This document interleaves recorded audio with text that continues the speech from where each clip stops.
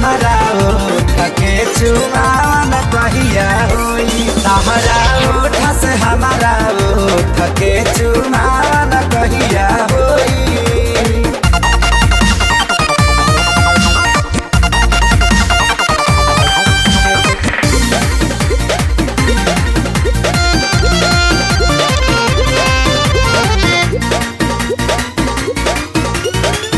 तारा जाई बुरानी हमारा जैसन लइका बीच के दिलवा में फोटो धाला खींच के हो।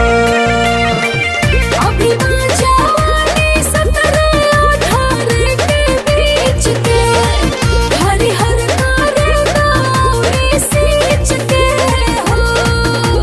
तबले तरतिया काटे के पारी अकेले सोए सोए। तहरा ओठ से हमारा ओठ के चुमावन कहिया होई। तहरा ओठ से हमारा ओठ के चुमावन कहिया होई। अरे